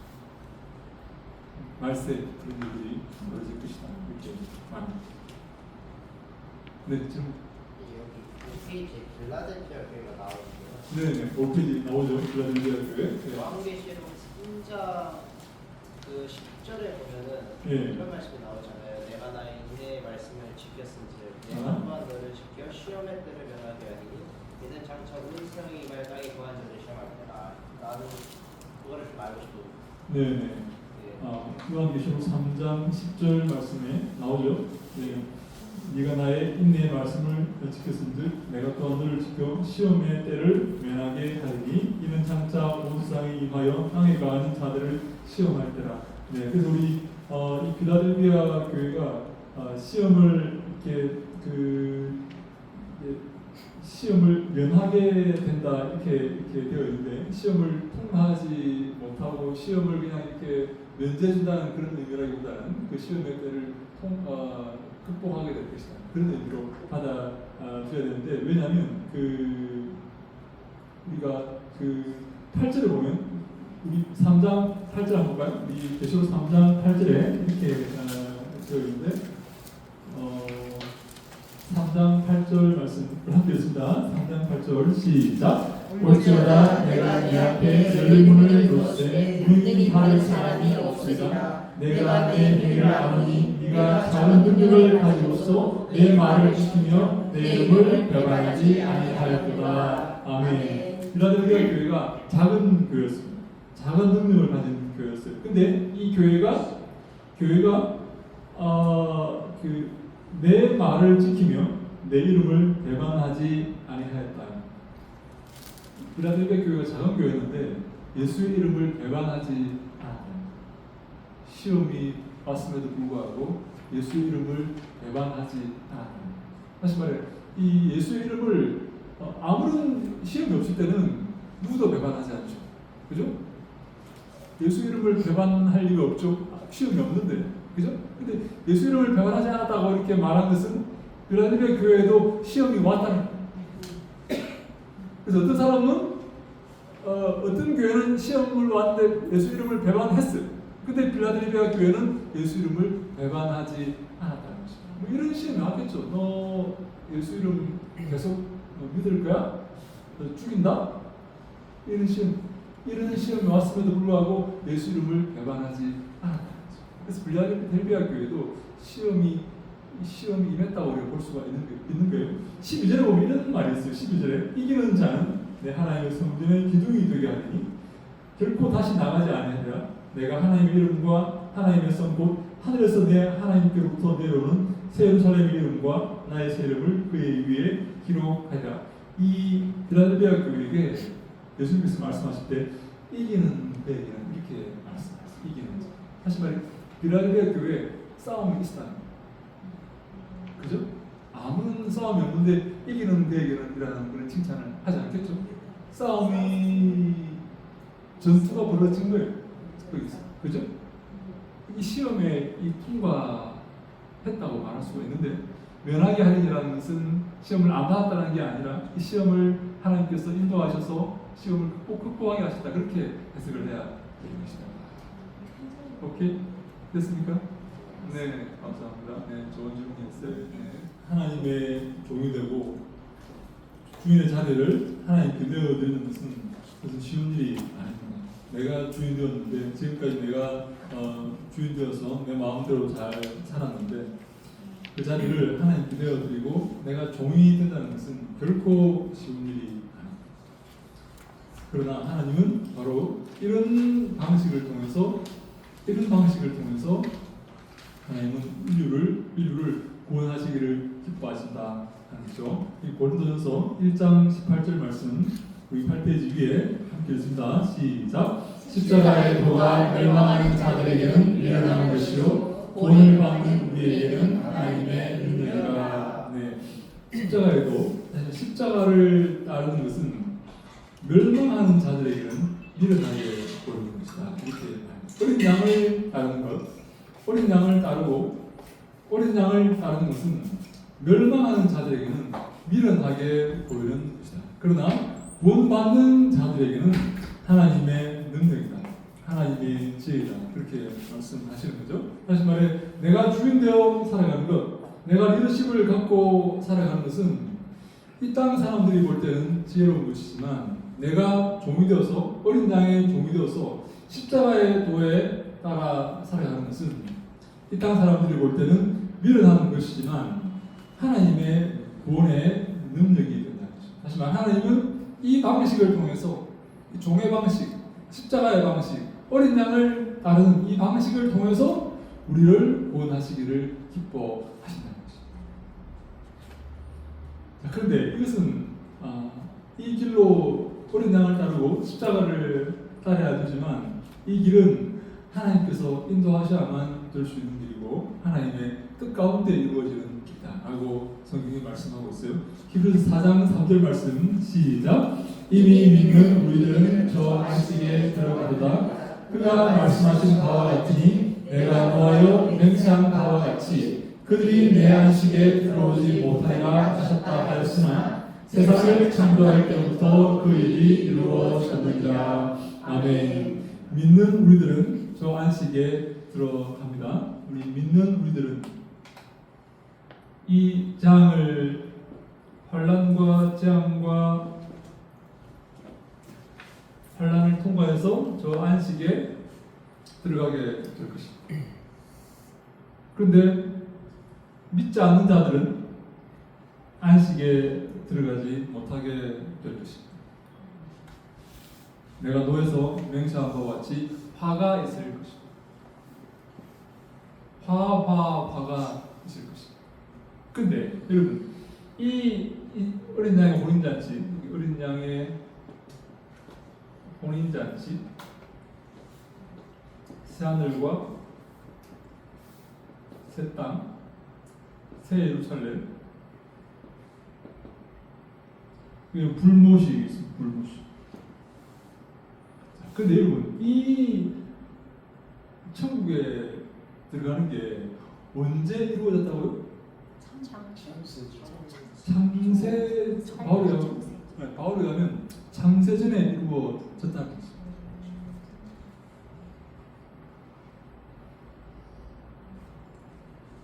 여러분 이 사실을 받아들일 수 있습니까? 내가 제약에 순종해서 하나님의 나라에 들어가는 것이라고 생각했는데, 내가 믿어서 순종해서 순종케 해서 하나님의 나라에 들어가는 것이라고 생각했는데, 히브리서 기자가 바울은 창세 전에 이미 결정이 되어 있다는 거죠. 믿어서 천국 가는 사람과 믿지 못해서 화를 입는 사람이 창세 전에 결정되어 있다는 거죠. 그들이 내 안식에 들어오지 못하리라 하셨다 하였으나 세상을 창조할 때부터 그 일이 이루어졌느니라. 세상을 창조할 때 이미 그 일이 이루어져 있다는 거죠. 이 사실을 통해서 우리가 무엇을 알 수 있고 무엇을 고백할 수 있습니까? 네.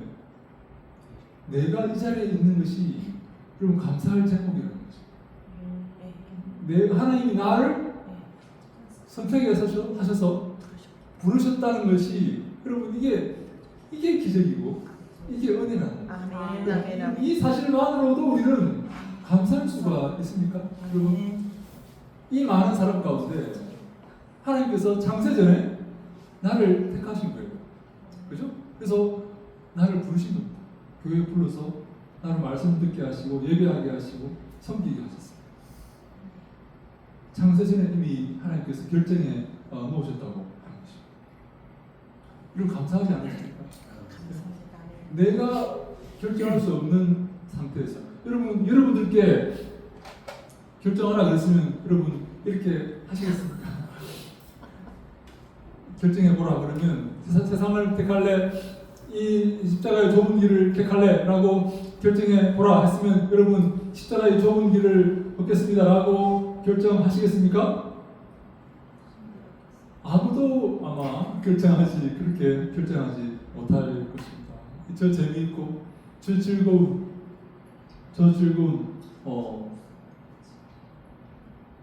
제가 그런 경험이 있어요. 우리 학원에 선생님들을 이렇게 제가 이렇게 채용하는데 어떤 사람은 예수를 잘 믿는 사람이 있어요. 어떤 사람은 예수를 안 믿어요. 근데 여러분 놀랍지 않습니까? 예수 안 믿는 사람이 더 성실하다? 여러분 그런 표현인데 이런 어떻게 생각하십니까? 예수 믿는 사람들은요, 우리 목사님이구나. 좀 이렇게 편하게 해야지. 슬렁슬렁 넘어가.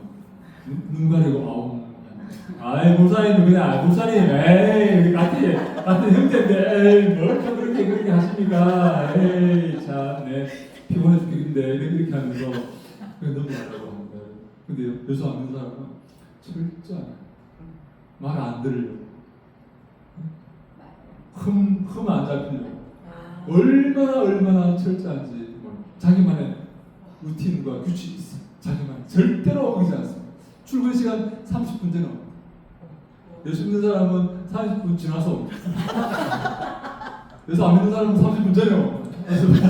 그래서 왜 일찍 왔어요? 준비하려고요. 그래서 내가 사람들이 예수 안 믿는 이유를 알겠다. 예수 믿는 사람이 이렇게 게으르고 이렇게 규칙도 없고 이렇게 법도도 없고 자기 마음대로 하니까 예수 안 믿는 거구나 생각을 하게 됐어요. 여러분 예수 안 믿는 저 세상이 얼마나 정직하게 돌아가는지, 얼마나 탐스럽고 얼마나 지혜롭게 할 만큼 좋은지 모르고. 여러분 그래서 우리에게 십자가의 좁은 길을 걸을래?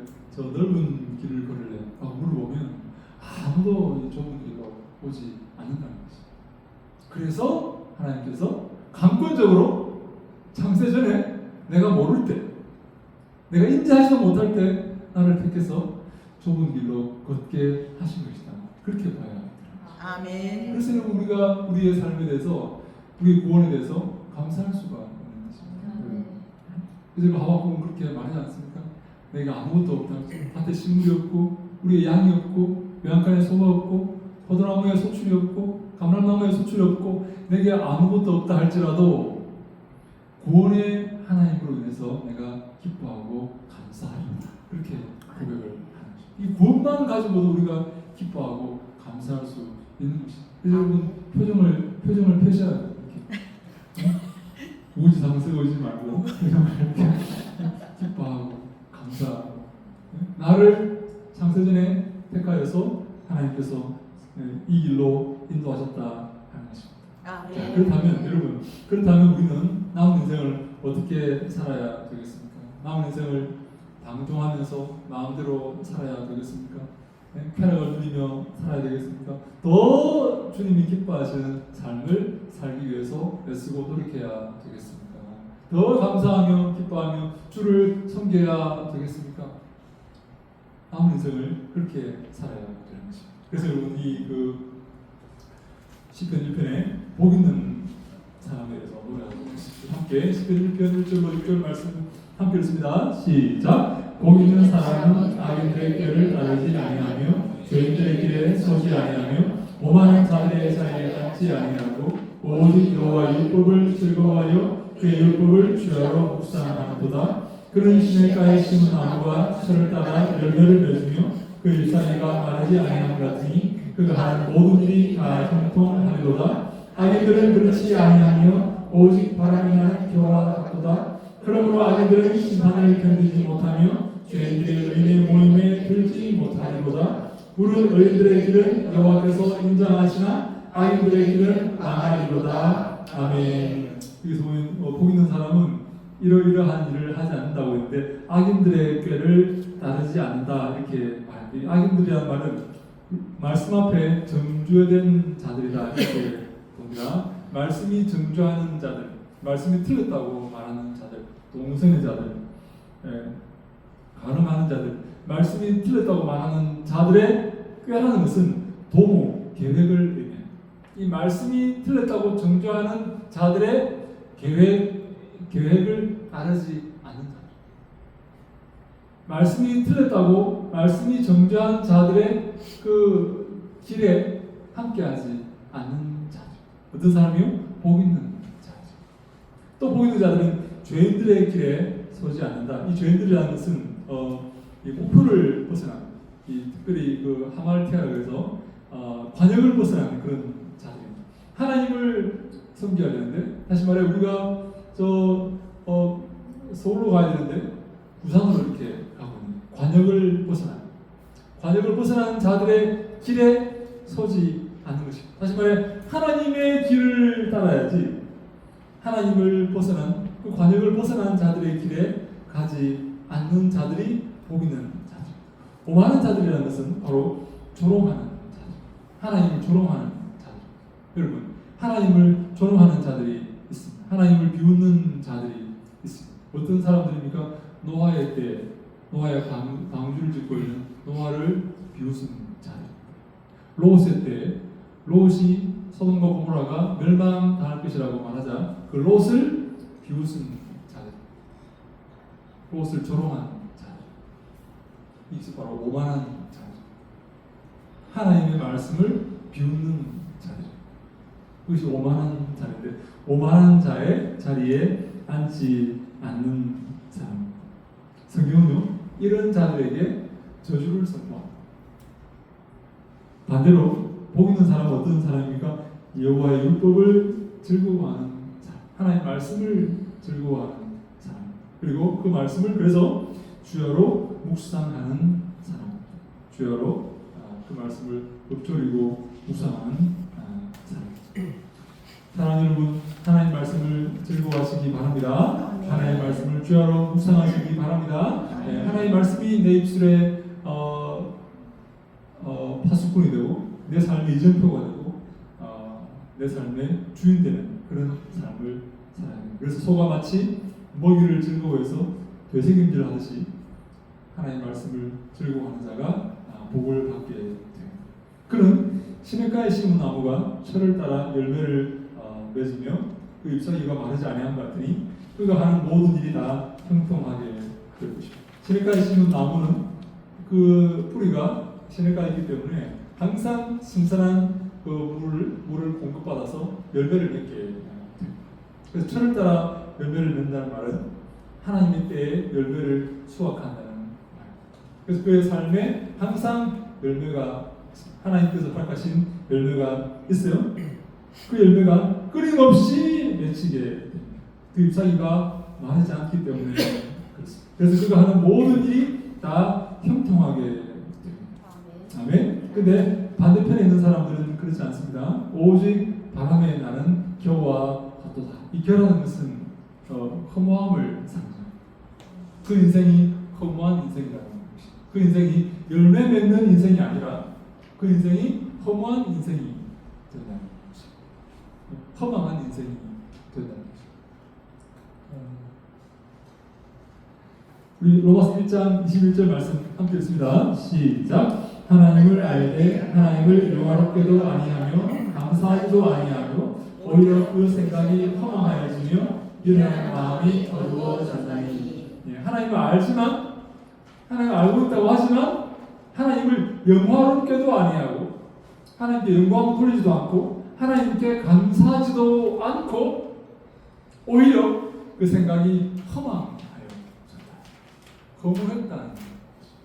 그래서 미련한 마음이 그거마저도 어두워진 것입니다. 하나님을 안다고 하지만 하나님께 영광 돌리지 않는 사람이 있습니까? 하나님께 감사하지도 않는 사람이 있습니까? 그 생각이 허무하다는 거예요. 그 도모가 허무하다는 거예요.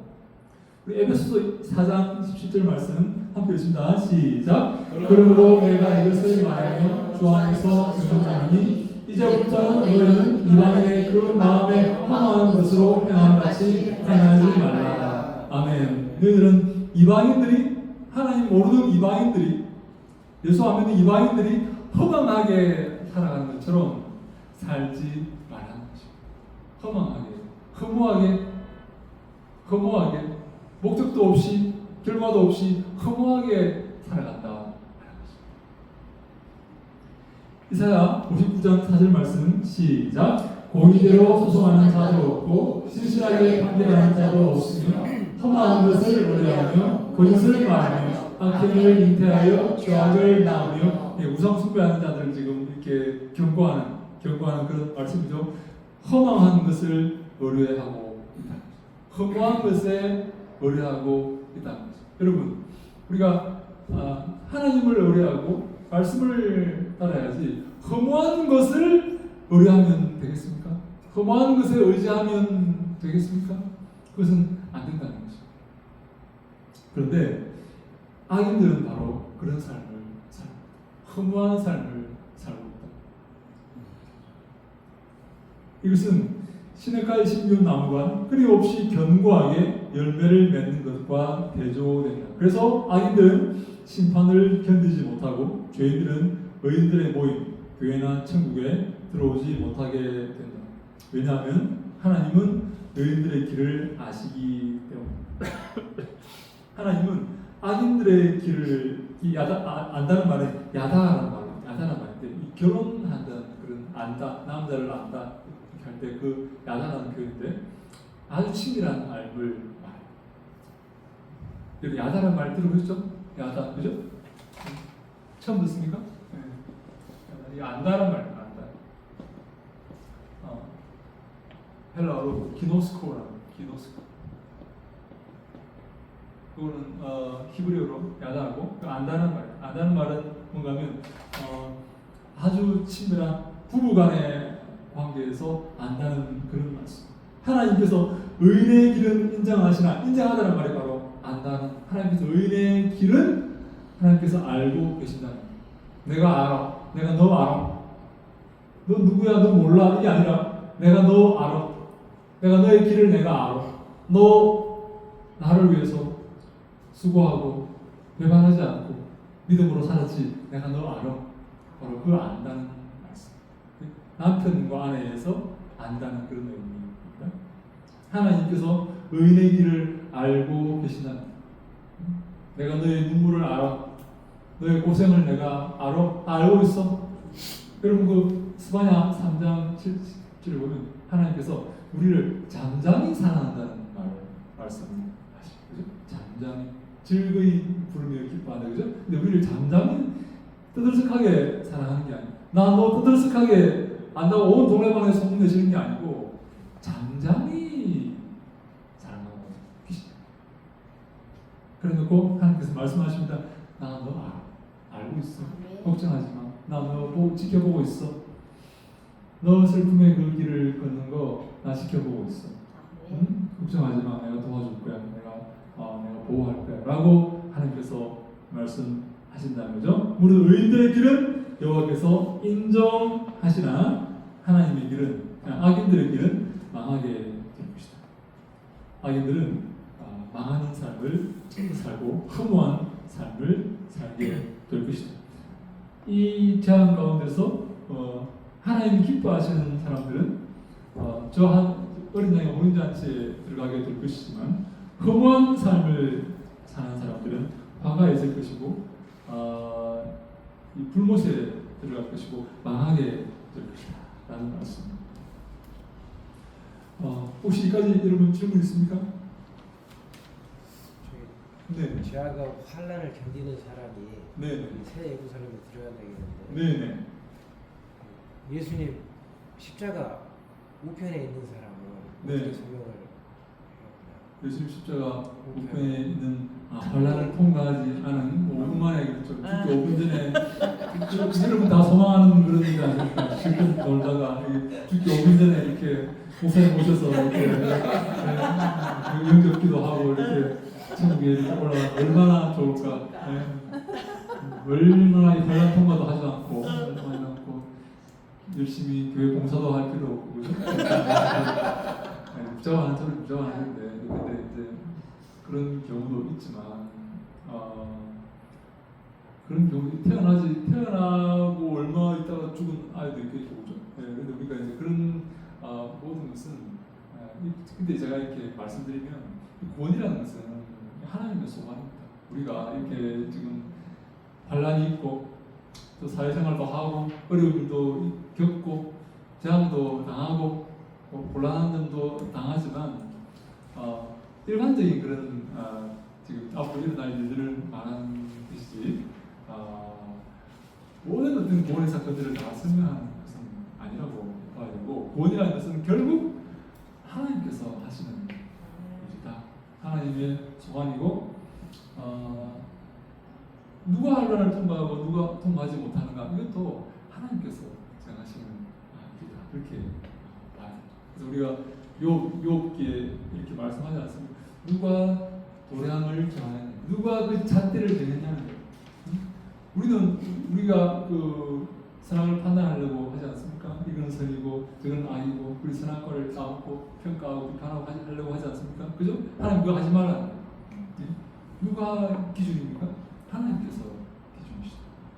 그래서 하나님께서 그 5분 전에 회개한 자들을 구원하시고 그렇게 수고했던 오랫동안 수고했던 사람이 구원에 이르지 못한다 할지라도 우리가 어떻게 말할 수가 없어요. 하나님 왜 이렇게 하십니까? 라고 말할 수가 없다는 거죠. 그래서 바울이 그렇게 유명한 이 토기장의 비유를 말하지 않습니까? 어떤 그릇을 이렇게 쓰시고 어떤 것을 저렇게 쓴다 할지라도 누가 그 토기장에게 항의할 수가 있겠냐? 하나님 그렇게 하시겠다는 거예요. 우리는 받아들일 수밖에 없는 거죠. 비록 이해가 안 되는 부분이 있겠지만. 근데 저는 네. 사실은 지금 김성우 지사님 말씀하신 그 부분에서 한때는 저도 그 생각을 했는데 그래서 심지어 저희 손자까지도 할머니 나는 그냥 이렇게 그냥 살다가 나중에 자기 죽기 전에 그때 딱 예수님 그 천국 가고 싶대요.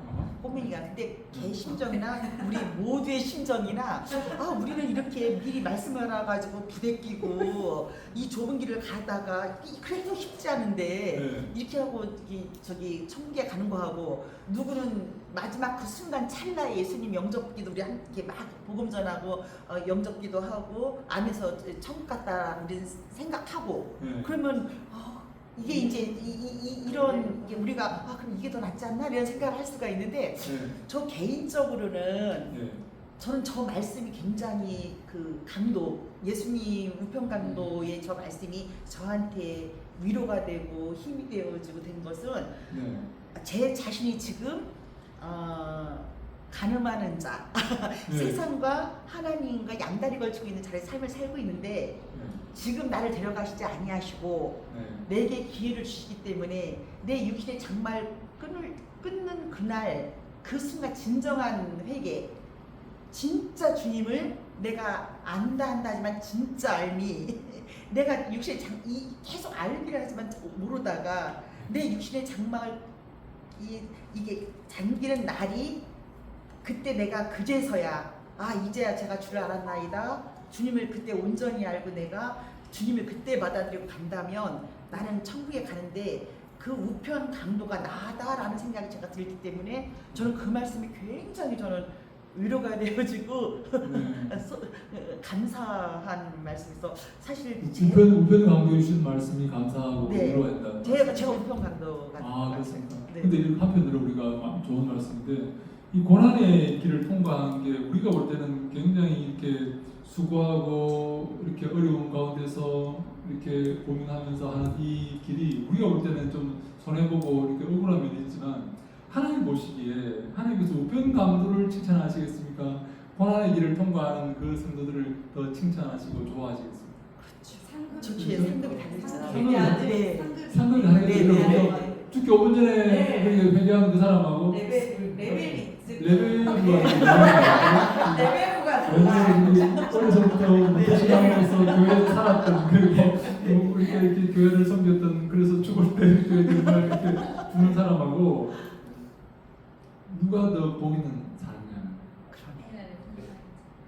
그럼 목사님 네. 그 돌아온 탕자 이야기가 그게 전복이 될 수 있을까요? 그렇죠. 여러분 둘째 아들을 다 하고 싶지 않아요. 둘째 아들, 그죠? 너 실컷 놀다가 이렇게 받아주고 이렇게 다시 가락지 끼워주고 신발 신겨주고 옷도 입혀주고 이러면 다 소망하는 게 둘째 아들이잖아요. 그죠? 재산 받아가지고 마음대로 놀다가 와도 받아주고 그죠? 첫째 아들이 우리가 소망해야 될 사람인가? 둘째 아들이 소망해야 될 사람인가? 여러분 하나님이 그렇게 사랑하신다는 거지 둘째 아들이 되라는 말이 아니죠. 그죠? 그리고 하나님께서 첫째를 더 사랑하시겠습니까? 둘째를 더 사랑하시겠습니까? 첫째는 아버지 따라다니면서 집안을 다 일궜어요. 그리고 아버지가 이렇게 말하지 않습니까? 이 세상에 다 너 거다. 이게 다 너 거다. 네? 둘째 아들을 용납하지 못했던 거지. 첫째 아들이 훨씬 훌륭한 사람이죠. 네? 그러면은 성경에 나오잖아요. 노제단, 성소, 지성소. 근데 다시 뭐라고? 그러니까 성경에 이제 노제단, 성소, 지성소가 나오는데 네. 이 단계를 반드시 거쳐야 되는 지사람. 근데 이게 얘를 거쳐야 된다. 예. 그래서 맞아요. 천국에도 마찬가지로 이 단계들이 있을 것 같아요. 그러니까 노제단이 신앙에 속한 사람이 있고 성소에 속한 사람이 있고 마지막 지성소에 최고에 이제 속한 사람이 있는데. 네, 맞아요. 맞아요.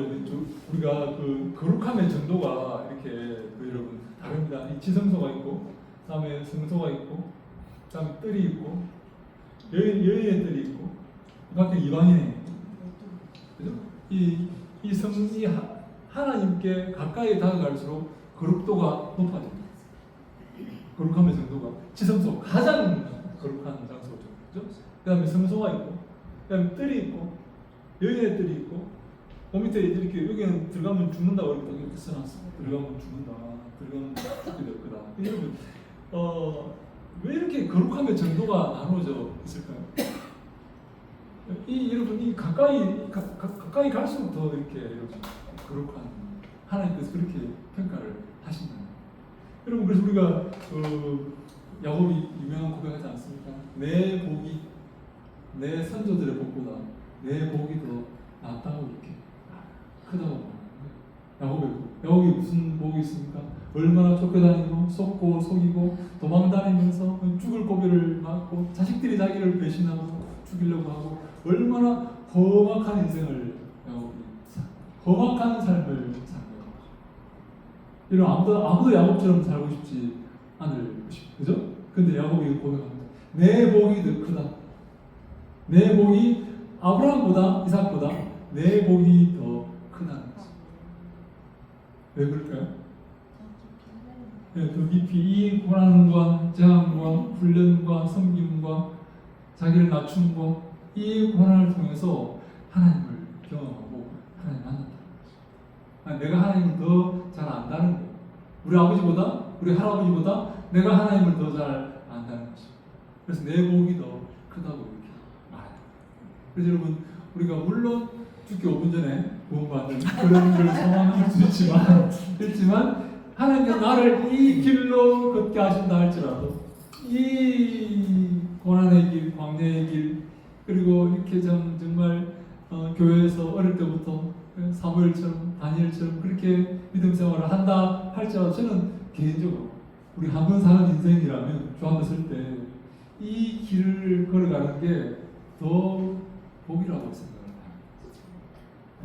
절대 억울해하시면 안 됩니다. 하나님께서 더 크게 칭찬하시리라 저는 믿습니다. 이런 한 번밖에 여러분 강도의 죽기 5분 전에 믿는 그 강도의 삶을 사시겠습니까? 네? 그거 하시겠어요?